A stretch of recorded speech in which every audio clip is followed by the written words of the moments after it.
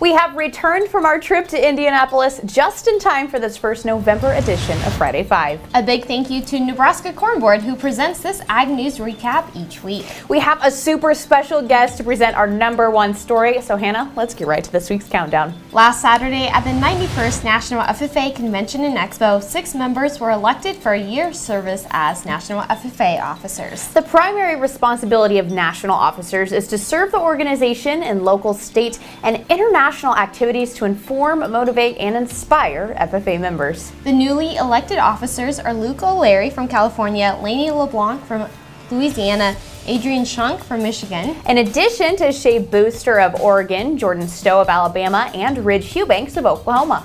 At number 4, harvest across the state was postponed due to moisture a while back, but sugar beet harvest in the Panhandle is nearing completion. It's estimated that sugar beet harvest will be about 99% complete by November 4th, even with that early snow and freeze.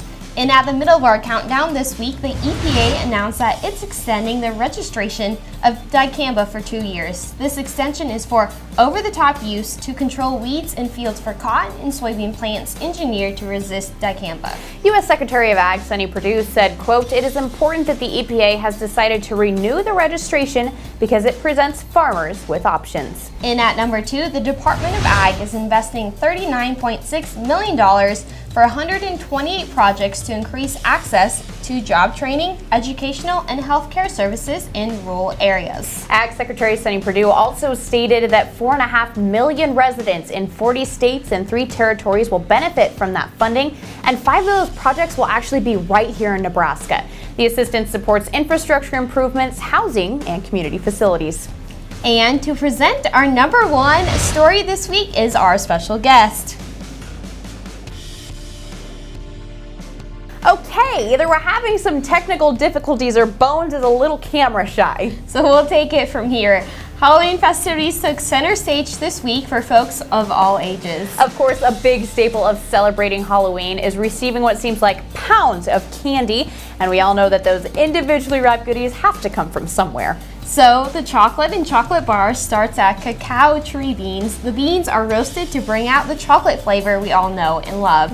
Inside of those beans are called nibs. Nibs are ground and crushed into chocolate. And since sugar is another key ingredient in candy, we can thank our sugar beet farmers out in the Panhandle for contributing to our goodies.